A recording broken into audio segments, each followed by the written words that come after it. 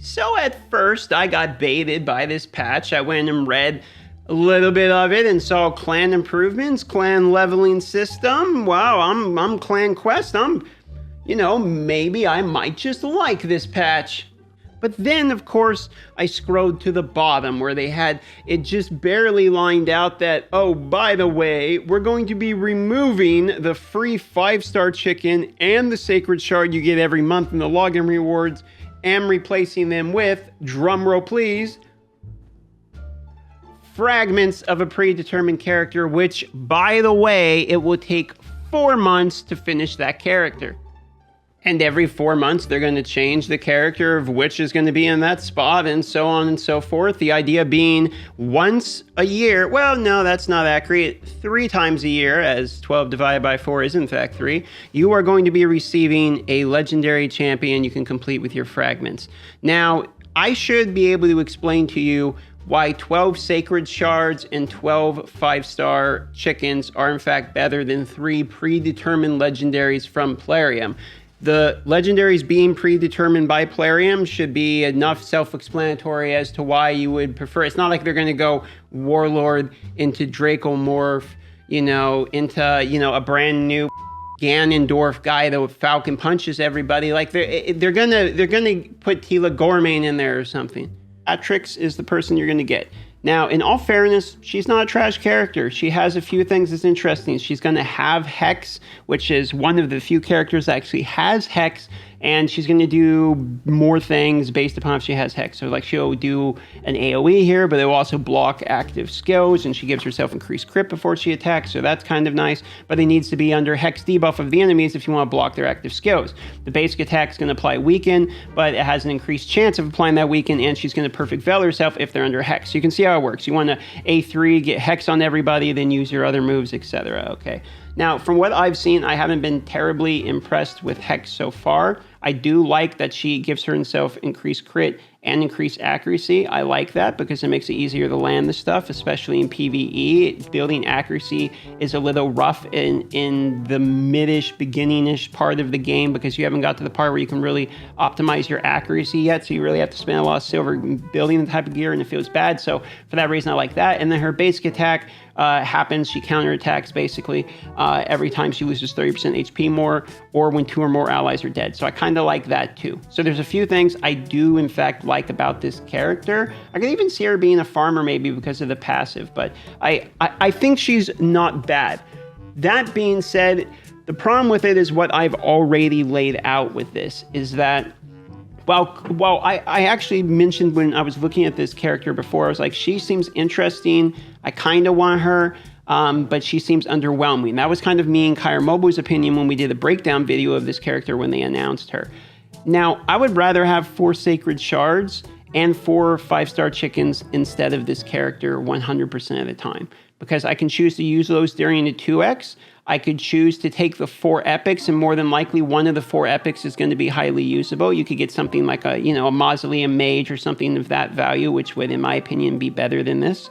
You could even get Miscreated Monster or something. On top of it, you could then use those sacred shards during the champion chase or the summoning rush, and then get the fragment summons you need to complete something of like Under Priest Brogni or something level, which then skyrockets your account even more and helps you snowball into more fusions, stuff like that. So I don't mind this character as the selection. It's just not of equal value to the rewards we're losing. And I think what they're trying to do is move us farther away from reoccurring resources, because in all fairness, most mobile games do this where they try not to release content that is immediately completable with saved resources. Star Wars Galaxy of Heroes would change the gear the characters needed to level them depending upon, however the audience had gear stored. For instance, they would release one character and that way it would have tons and tons and tons of needed gear for this one. You would release the other, and needs tons of gear for the other,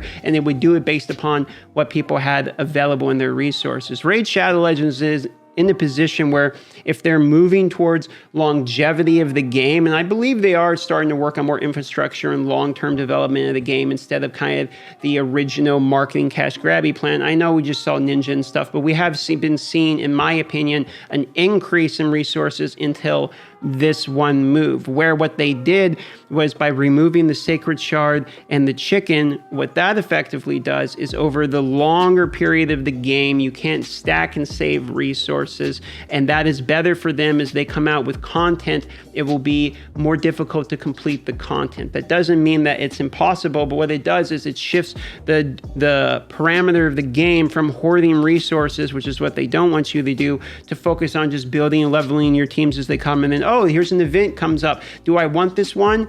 I actually really like this one, but I don't have anything. Maybe I'll do the one-time purchase, get the 40 ancient shards for the Geomancer. And here's my argument.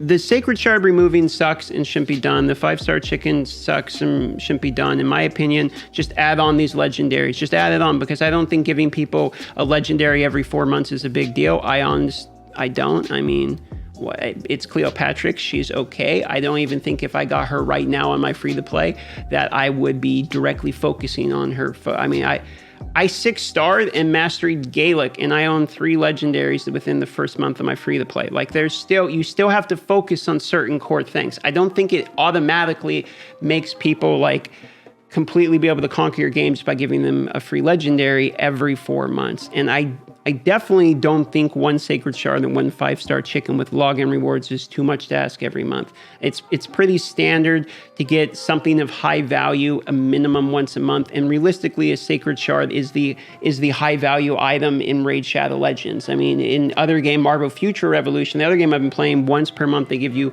a 5-star box, which gives you a 5-star piece of gear, and that is basically the best thing that you can really get in that game to drop at that point. So the precedent is there for once a month. It's been there for a while. The login rewards aren't considered completely busted. Most people are just kind of like nodding our head in acceptance at this point of what they are. We're like, okay, it's at a level where everyone's just kind of okay with it.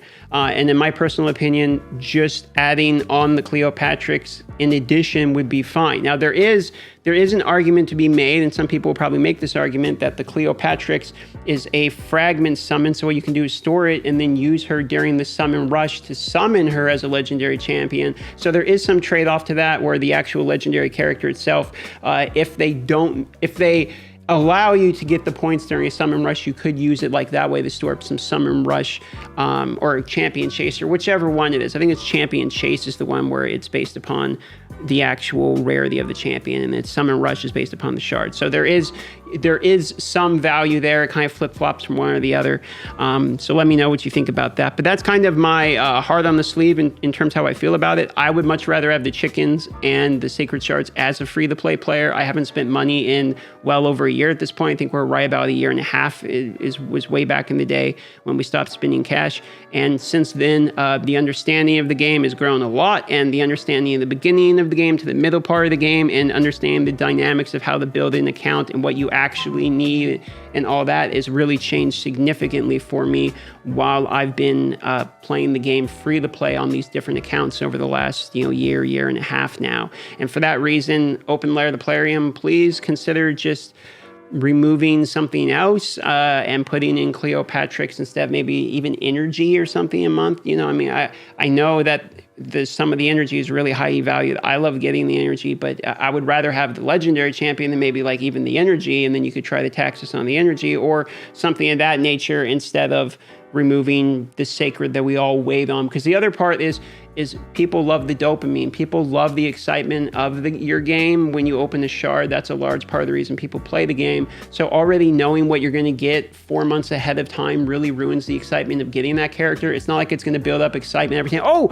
4 more fragments of that character. I can't wait. Tomorrow is the day, baby. It's really not going to be that way. Most people are going to be like, oh, I need to store 15 legendary books or whatever, and it's already hard enough it is to get that type of thing. So even if you replace the 5-star chicken with a legendary book, you might not even have got any complaints. Or if you replace the sacred shard with a legendary book, you might not have even got any complaints. But replacing it with a legendary that we know we're going to get and then requiring it to take 4 months is too much. If you replaced it with a legendary every 2 months, people might not have even complained, but 4 months is ridiculous. The character level selection was almost okay, but it should have been something a little bit better, and that's just how I feel about it.